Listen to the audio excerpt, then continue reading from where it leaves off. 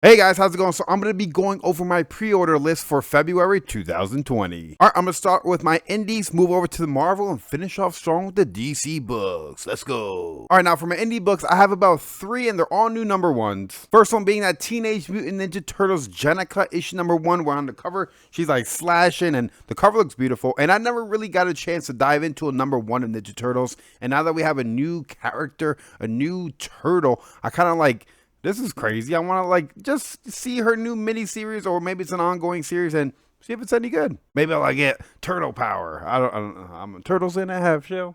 Turtle power. All right, next one I believe is coming out of Aftershock. This Undone by Blood number 1, where some chick goes back to like her hometown to kill the guy who murdered her family. I'm like, oh man, number 1 murder Aftershock.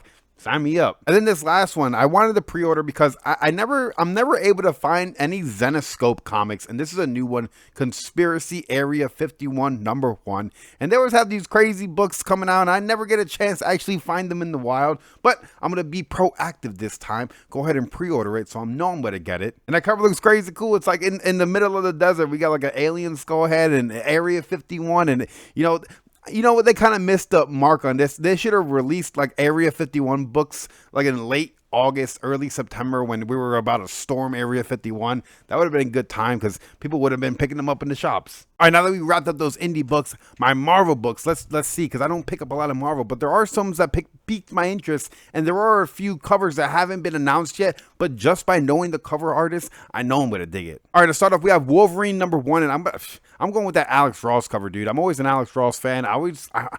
Who doesn't like Alex Ross? Let's be real, man. So I got to go and I got to pick that cover up. All right, next up, we got Star Wars issue number 1, where Chuck Lee's doing the cover, and then we got Greg Pak writing it. That's crazy. I've been digging Greg Pak's work, man. And I haven't really read any Star Wars from issue number 1, so I enjoyed Star Trek, so I'm gonna dip my toes into some more Star Wars. All right, next up, we got Doctor Doom issue number 5, but I'm not going with that A cover. I'm actually gonna go ahead and get the cover that hasn't been announced yet by Beline Ortega, just to give you a taste of what their work looks like. It looks freaking cool, man. So all right, take this concept of person who draws like this and then see how they could draw Doom. I think they could do a really cool job. So I'm gonna bite the bullet on this one and roll the dice and go ahead and pick this one up. Another one I'm gonna roll the dice on is that Spirit of Ghost Rider, Mother of Demons issue number 1, where that B cover is gonna be done by Stephanie Hans. Dude, hell yeah, man. I'm totally down for that. And then speaking of Stephanie Hans, she's actually gonna be doing this Dark Agnes issue number 1, that A cover, and then that B cover looks freaking awesome.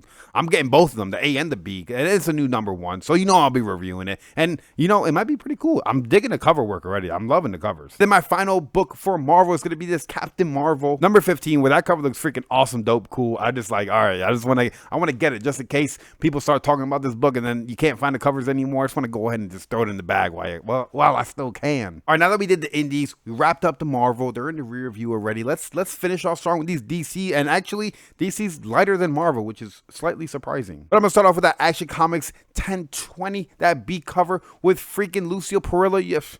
Freaking awesome, dude. I'm such a Lucio Perillo fanboy.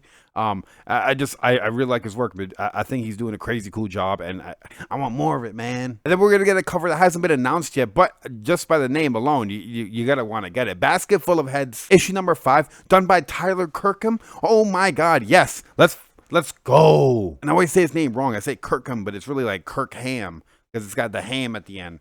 I'm sorry if you ever watched this. I highly doubt it, but I butcher your name sometimes. All right, next up for Detective Comics 1020, we're gonna have Lee Bermejo. I can't say his fucking name, but yo, this guy is, oh my God, dude. Him and Detective Comics on this B cover, sign me up all day. I'm getting this, and I'll probably pick it up on my LCS when it drops, just because, yo, this is a dope ass cover, and the artist that's doing this, I'm a fan of, man. I love when you could just like see an artist's artwork and know exactly who it is.